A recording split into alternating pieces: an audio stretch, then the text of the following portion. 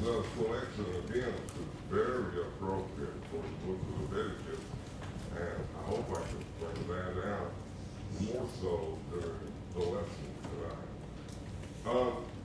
To go to where I want to be in the book of Leviticus, I would like to go there from the New Testament. And if you would, open your Bible with me to 1 Peter chapter 1. 1 Peter chapter 1. This year, I have the opportunity to do a series of lessons in a classroom type situation where I'll be studying 1 Thessalonians. And, okay. Sometimes I can overcome the acoustics of my voice. Okay? Let's see. 1 Peter chapter 1, if you didn't hear that. And I was saying that I had a chance to, an opportunity, to study 1 Thessalonians. And I seem to remember from college days that 1 Thessalonians was considered the first book of the New Testament. And then the second book, but it's debatable there, would be the Gospel of Mark. Now, the interesting thing there, 1 Thessalonians came out 50 A.D. So, between the resurrection of Jesus and coming to the first epistle, first book of the New Testament, we have approximately 15 years, maybe a little bit more. And that begins to say, or to ask the question, what did they do for a Bible during all that time? Well, they had inspired men with them. They could tell the story, and they could tell it firsthand because they had been there with him. But the newcomers wouldn't have that opportunity as frequently, maybe. But I want to appreciate the Old Testament was really used. And in the passage I want to read now, in 1 Peter chapter 1, we're taken back in the passage to the Old Testament, exactly to the book of Leviticus. And so if you would, chapter 1, and I want to begin in verse 13 to get a text for this. Therefore, gird up the loins of your mind, be sober, and rest your hope fully upon the grace that will be brought to you at the revelation of Jesus Christ. As obedient children, not conforming yourselves to the former lust as in your ignorance, but as he who called you is holy, you also be holy in all your conduct, because it is written, be holy, for I am holy. Now, this quotation appears to be taken, well, definitely from the book of Leviticus, but in Leviticus chapter 11. And there's a thought here I want to develop a little bit now, and especially so tomorrow night. But in Leviticus chapter 11, you read about the clean and unclean animals. And to me, it's somewhat interesting, very interesting, that the concept of holiness was presented in that context. And so we want to appreciate that. In chapter 11, picking up, let's say in verse 43, you shall not make yourselves abominable with any creeping thing that creeps, nor shall you make yourselves unclean with them, lest you be defiled by them. For I am the Lord your God. You shall therefore consecrate yourselves, and you shall be holy, for I am holy. Neither shall you defile yourselves with any creeping thing that creeps on the earth. For I am the Lord who brings you out, or brings you up out of the land of Egypt to be your God. You shall therefore be holy, for I am holy. Now verse 46 and 47 will help us throughout the whole book. This is the law of the animals and the birds and every living creature that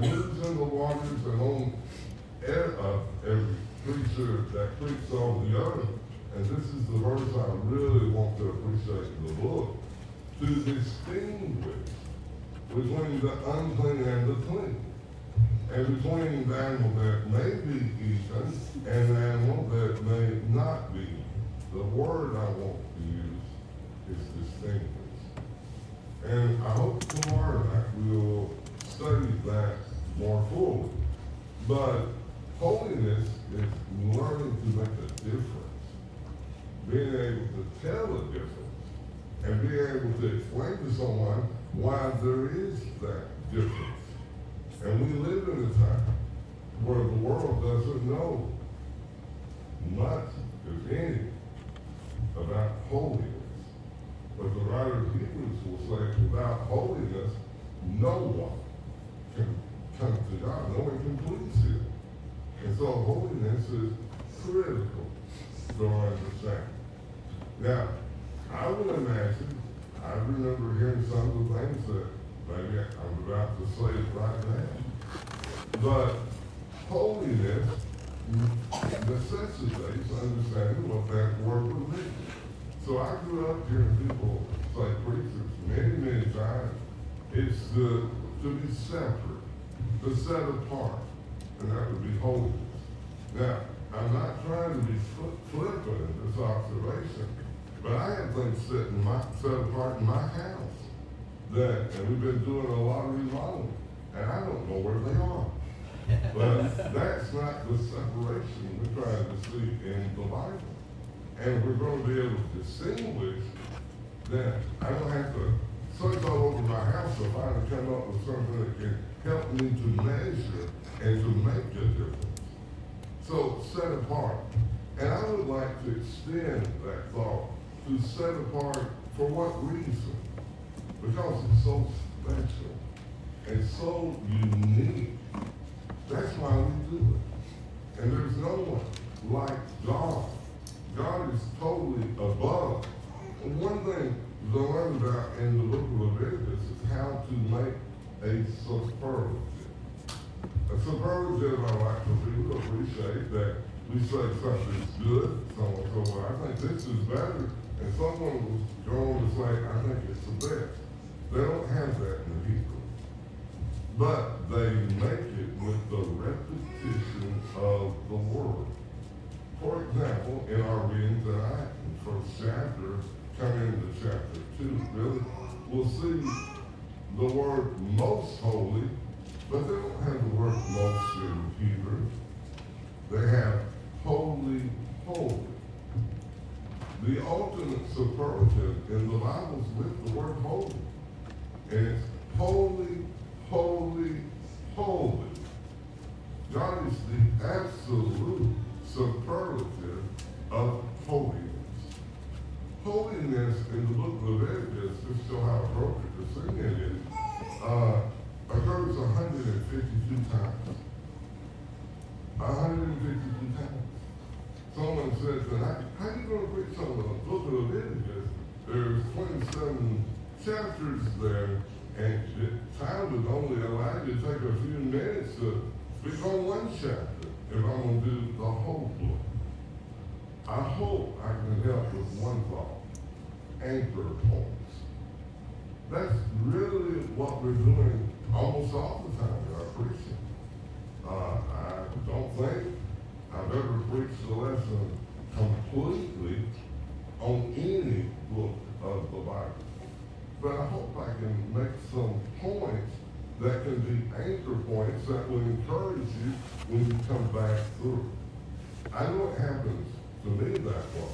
I enjoy having those anchor points, and I get excited in my reading as I get close to one of those. They're almost like an oasis for me. And so I can't wait to get there. And I want to stay there as long as I can and then move on. And I know there's another one coming. I would like to excite you that way in your reading of the Bible.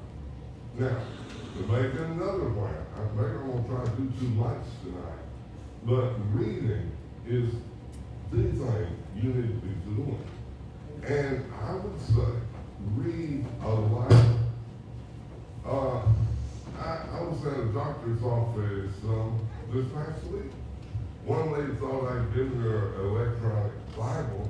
I hadn't. I thought I'd be glad to do that, but I haven't done that. And they were talking about reading in the Bible. Oh yes, I'm in favor of that. But I said, you need to read aloud.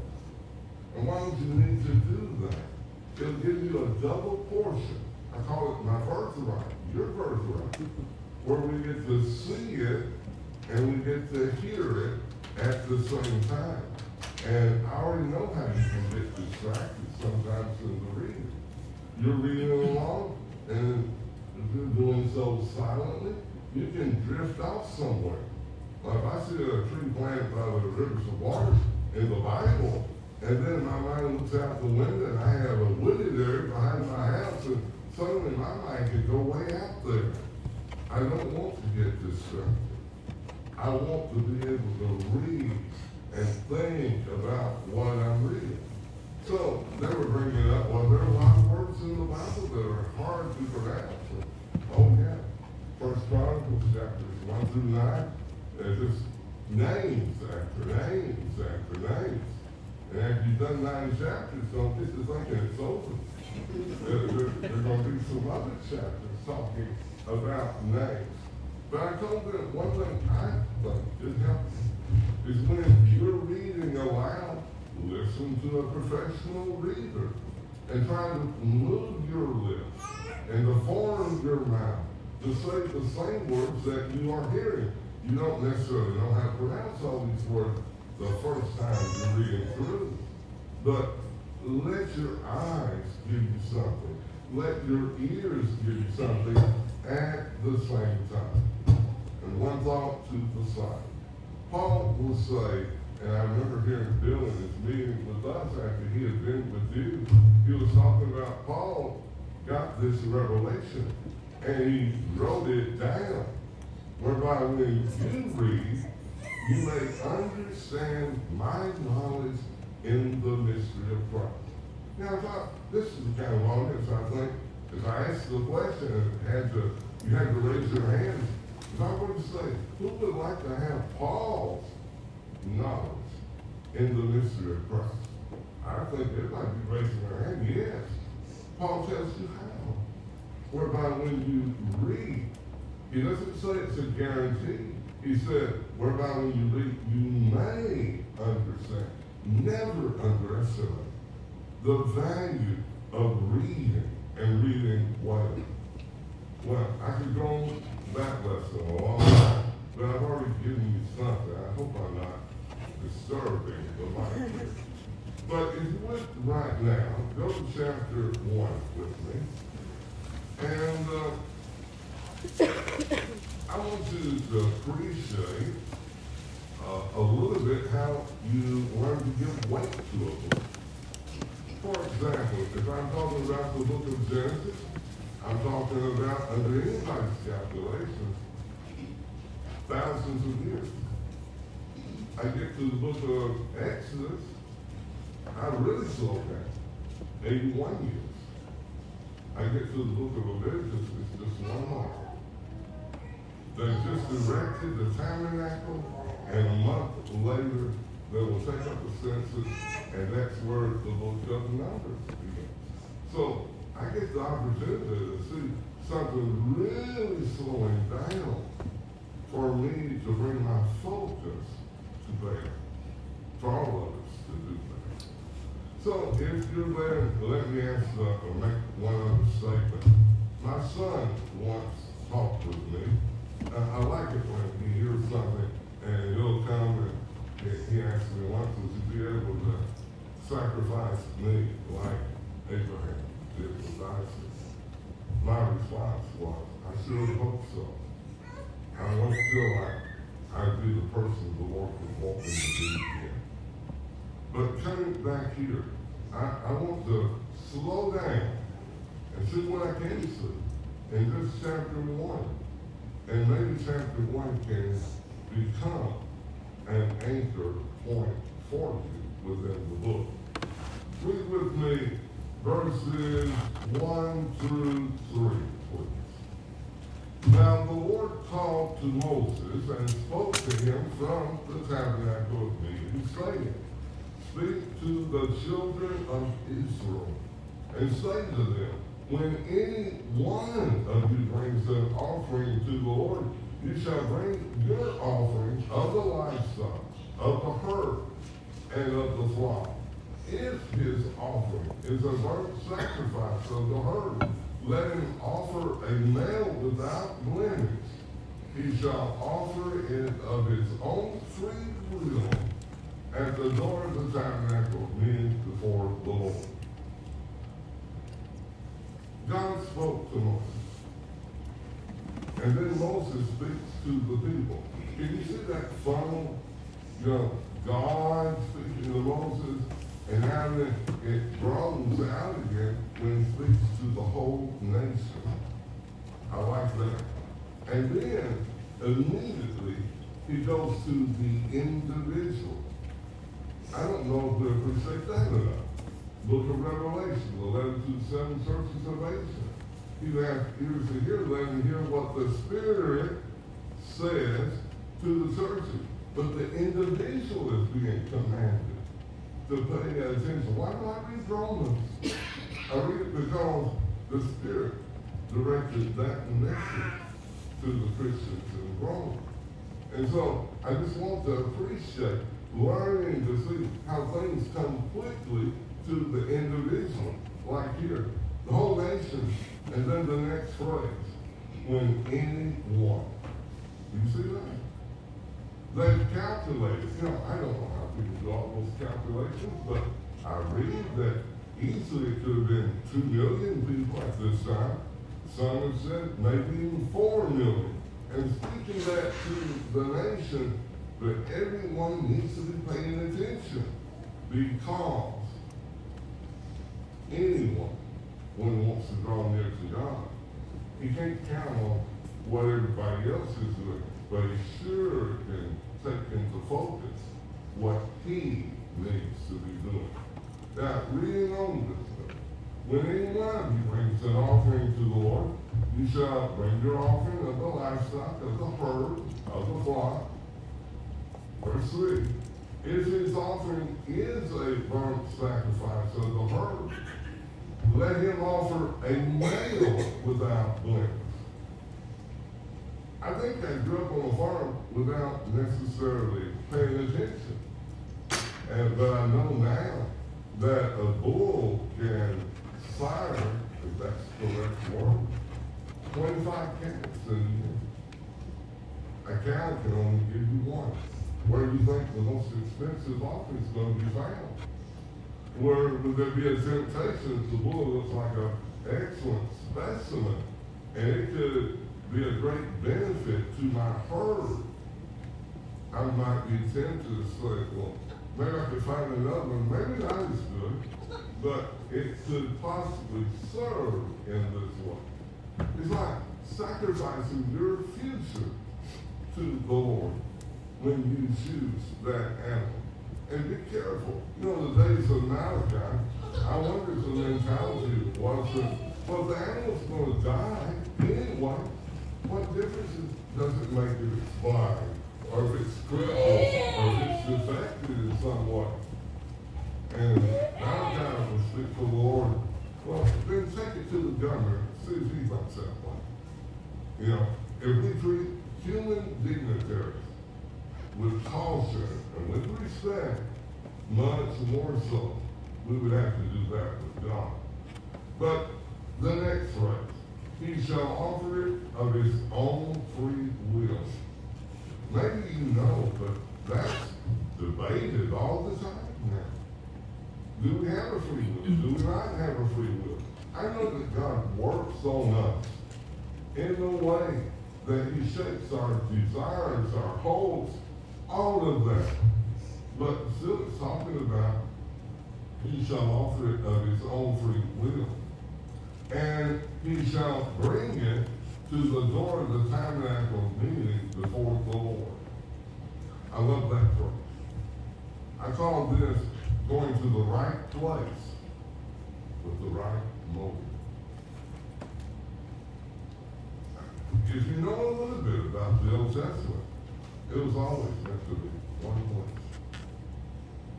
Tabernacle, even the temple, it was meant to be one place. But just being at the right place doesn't mean that your worship will be acceptable. Here I'm seeing the phrase, before the Lord. If you look like the underline a phrase that repeats itself many, many times in the book of Leviticus, this would be before the Lord. It's a consciousness of God at the right place. I hate to say, but I visited once a church in the States, and there was an older lady, not elderly in my opinion, that when the time came to serve the Lord's Supper, she was clicking her fingernails. I always think I'm at the right place. But I realized that person didn't have the right focus. That's what we got to work with all the time.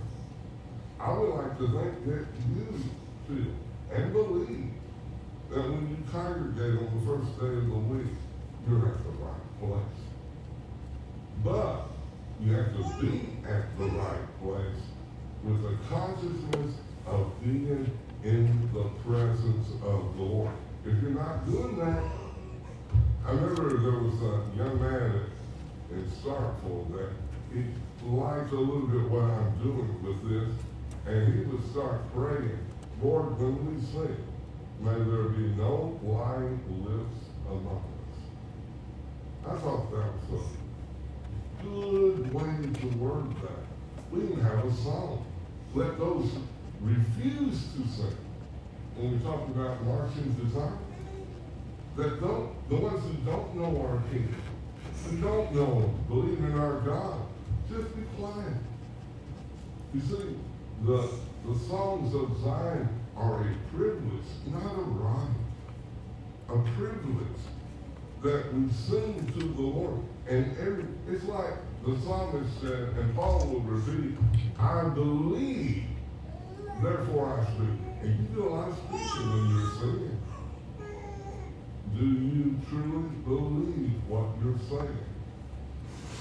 I remember talking to a young man in Argentina, a lot of talent he had. He had taken all the Greek courses he could take at Abilene. He was fluent in Spanish, didn't have an accent. By that I mean he sounded like a native when he was talking. And we had read a lot of the same books. And I noticed when he was talking, and he preaches, but he didn't believe that it was necessary for you to be baptized to be saved. And so I wasn't trying to be a smart aleck. I just want to make sure I heard that. And his girlfriend said, what difference does it make? He doesn't preach it that way. Well, that gives me another dilemma. Do you preach what you don't believe? Do you sing what you don't believe? Can you allow yourself to be distracted? You can't do that and worship God in His presence. Well, returning back. Verse 4, if I can give you a clue in this chapter, you want to pay attention to the he and the they, or the him and the them. It's a movement. And the movement is between the person who's come to worship and the priest, that the they, the them, they're the ones that will be administering something you will never be permitted to do. Now, reading on. Then he shall put his hand on the head, he, the individual, his hand on the head of the burnt offering, and it will be accepted on his behalf to make atonement for him. When most readers read the word accepted, they have an understanding like this could be when I'm making a soup. You know, I can pass the board.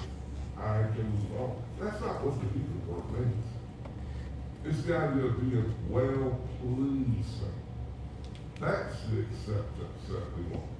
Now, what I would suggest, when you can, is maybe find another passage by the same writer using the same words.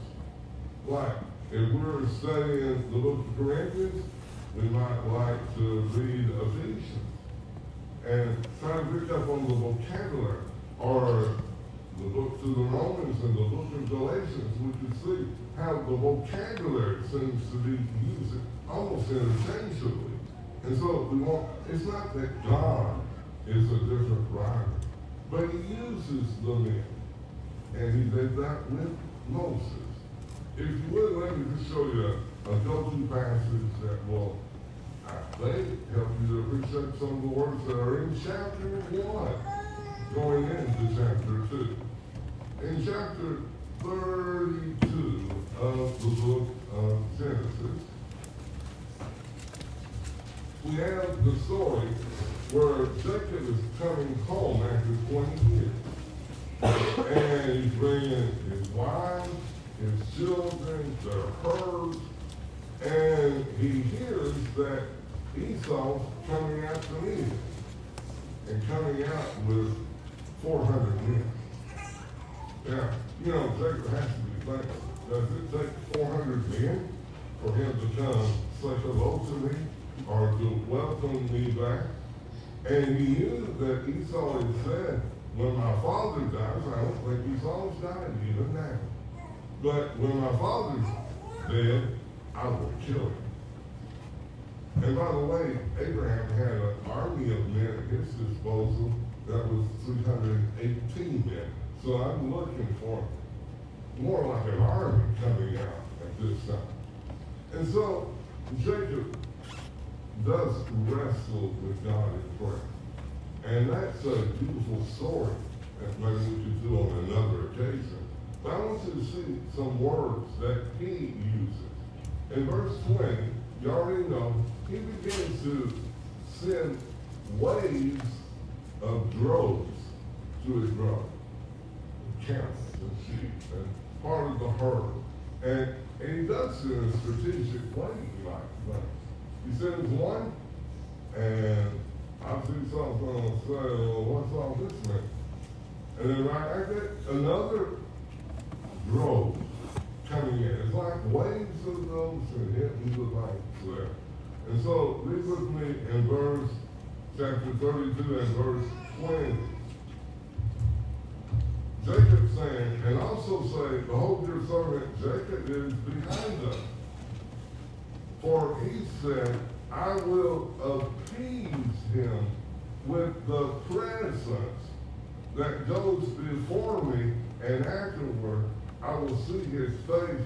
Perhaps he will accept me. 3 words in one verse that we're using over there in Leviticus chapter 1 going into chapter 2. The word appease. That's the word for atonement.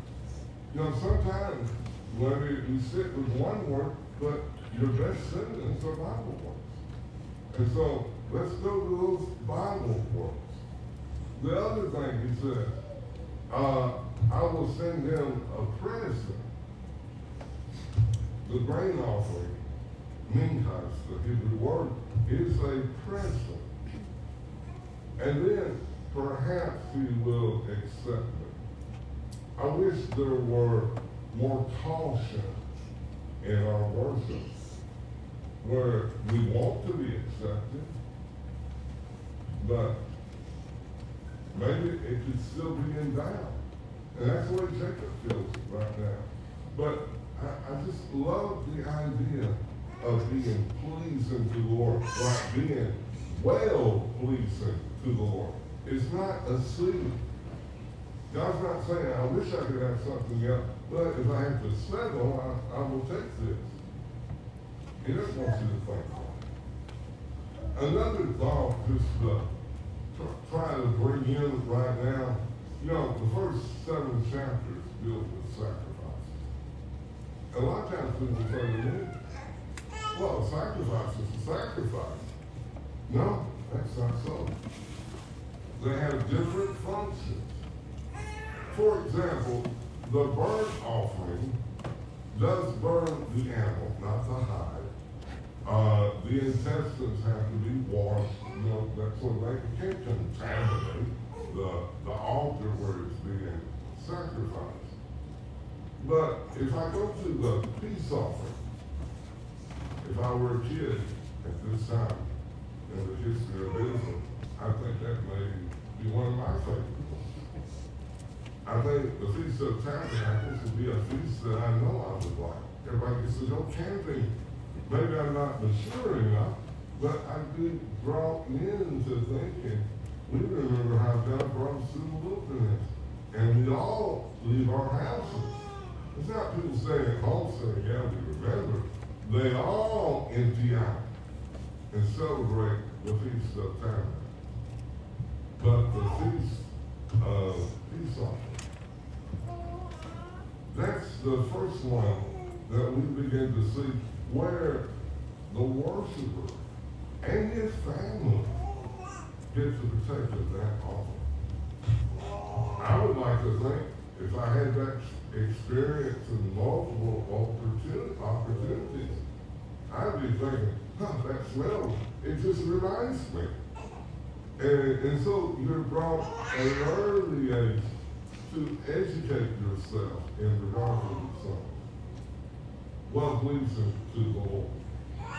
Well, look at verse 5. I said, the door of the tabernacle meeting, but we've been saying, in the presence of the Lord, verse 3, before the Lord, if you're going to write in your Bible, start underlining that. Now, returning back.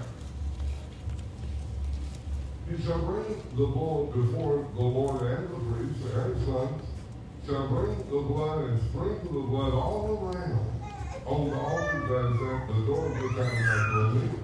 And he shall skin the burnt offering, cut it into pieces. The sons of Aaron, the priest, shall put fire on the altar, lay the wood in order on the fire. Then the priest, the movement of he and they. Then the priest, Aaron's son, shall lay the parts, the head, and the fat in order on the wood that is on the fire upon the altar. Verse 9. But he shall wash its entrails and its legs with water, and the priest shall burn all on the altar as a burnt sacrifice, and here's offerings. An offering made by fire, a sweet aroma to the Lord. Look at verse 13. A burnt sacrifice at the end, an offering made by fire, a sweet aroma to the Lord. And now verse 17 is a burnt sacrifice, talking about these turtle doves. It is a burnt sacrifice, an offering made by fire, a sweet aroma to the Lord.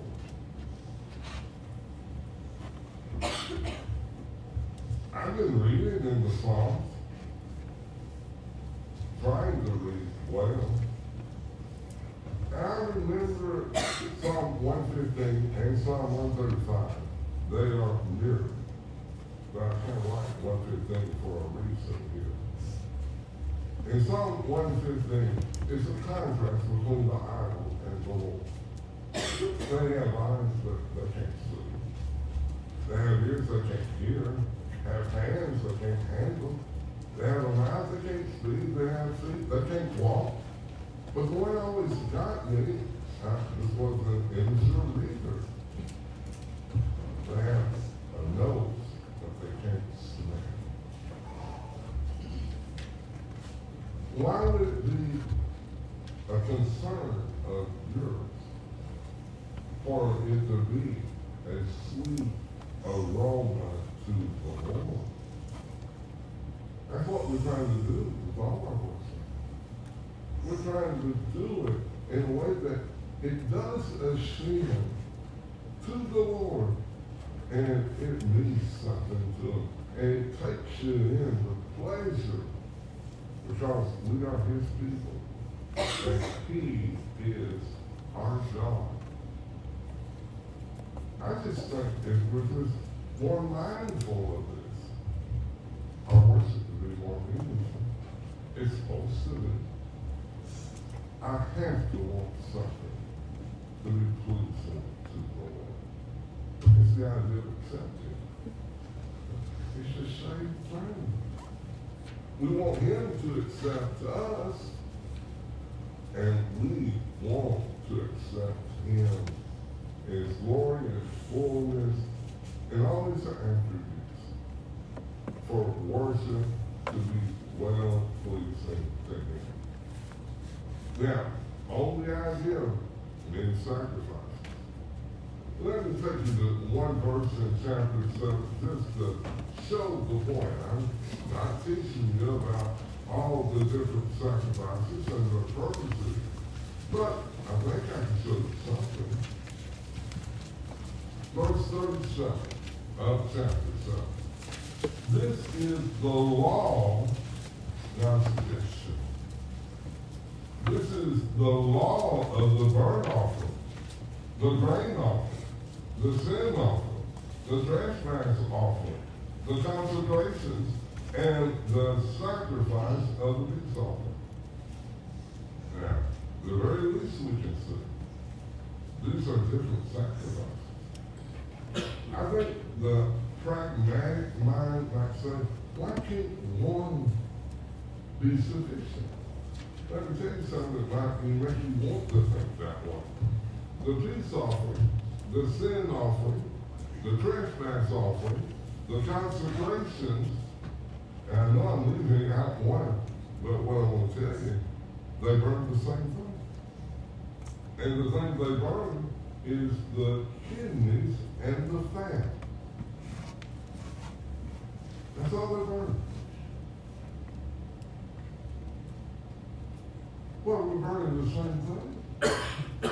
Why can't it do double, triple, quadruple duty? You know, and really what you're learning, no sacrifice was able to do it all. Only the sacrifice of Jesus.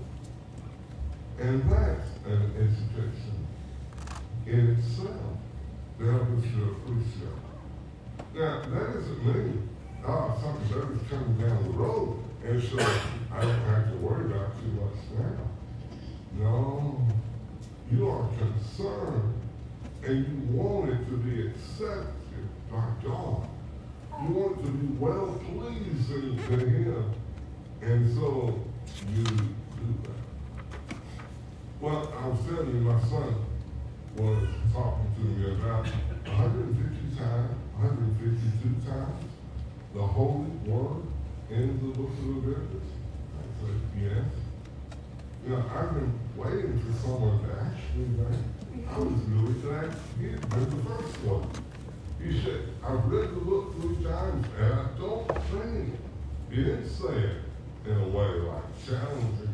I just don't see that word being used so much. Let me take you back to chapter 2. Let's just see another point. Remember the surprise that I was mentioning?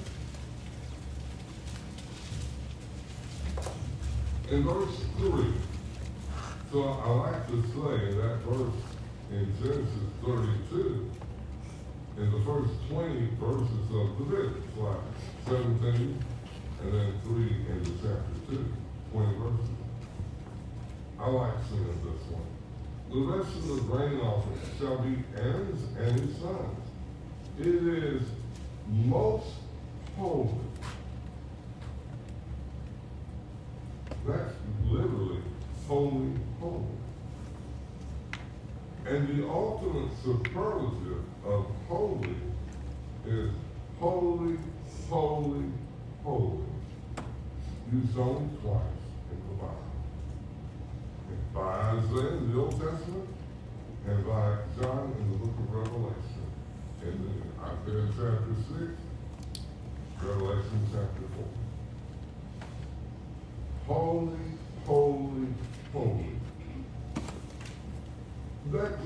says something about God that maybe we don't appreciate enough.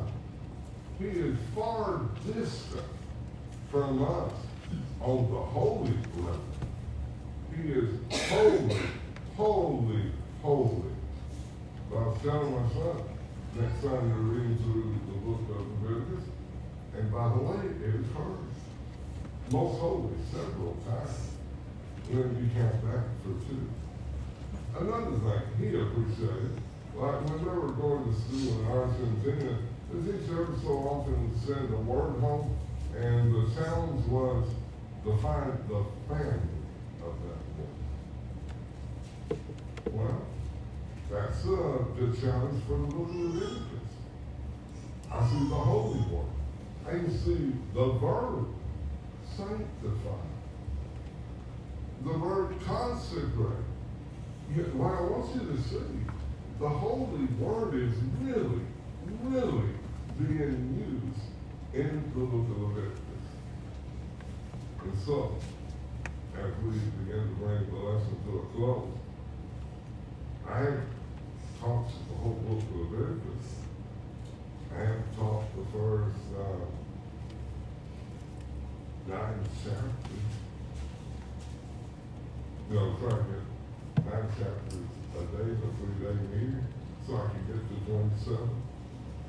But what I have tried to do is give you an anchor point. That hopefully, in the future, when you're reading, I hope you can feel like, I want to read this. It's something that I think I'm beginning to appreciate. And I want to, the savor to the grace of my ability. And you know what will happen? Chapter 1, your only chapter. And I can't wait to maybe show you a couple more chapters that way. So that when we do conclude, doesn't mean we have finished. And maybe it stimulates the desire to know more about holiness, because I know it's essential in the New Testament, and I know I need to use the Bible. I was thinking about the unclean and the impure things of the Old Testament. Sexual immorality is a generic type statement. But what do you think you learn a lot about that, so that it is defined? Does the New Testament have to tell you again what the Old Testament's been telling you is sexual immorality? No. You've been reading the Bible. And oh yes, I can reference that now from what I see in the law. And this is not a negotiable thing. We must be holy, for he is holy. And so, when we stumble,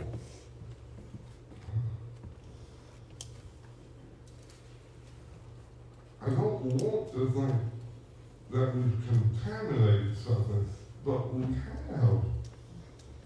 And we must repent. And may I say something else that you'll like in the book of Leviticus?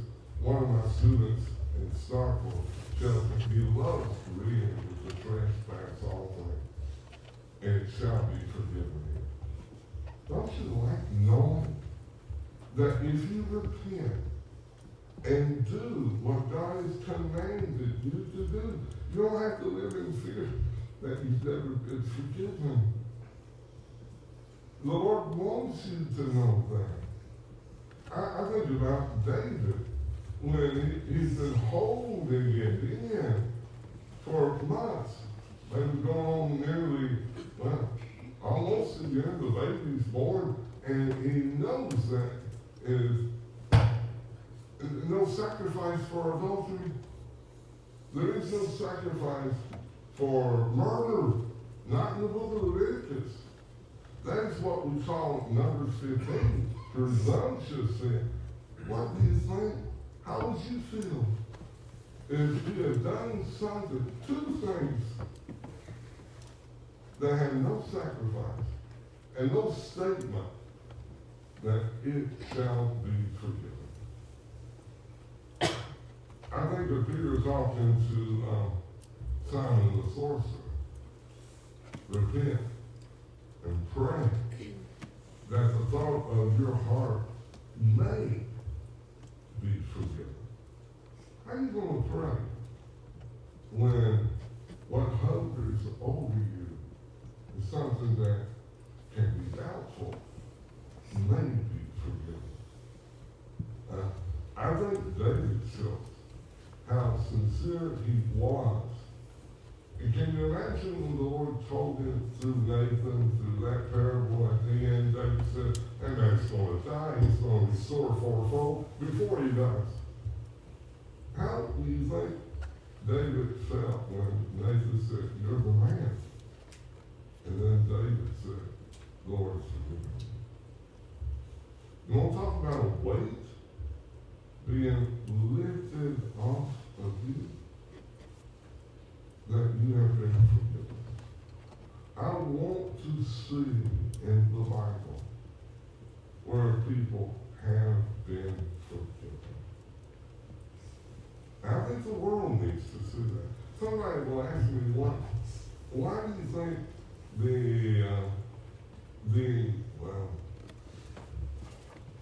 encouragement word is used in the context of rebuke? It's not to encourage the person to keep on sinning. It's to encourage them that they can be forgiven and they can start doing what is right in the sight of God and being well pleasing to Him. You see, the Old Testament really touched the great theme of turning. We use the word repent, but that's what it's about. I can't go any further like this. How many people have said things like that? This has got to stop. Precisely. But to know that the Lord will receive if you are truly repentant. I think that's where the book of Leviticus still comes in pretty handy. And combine it with Numbers chapter 15 that had no sacrifice for high-handed defiant sin. It's called presumptuous sin. But it's with hand raised up, like a fist. Nobody can let me.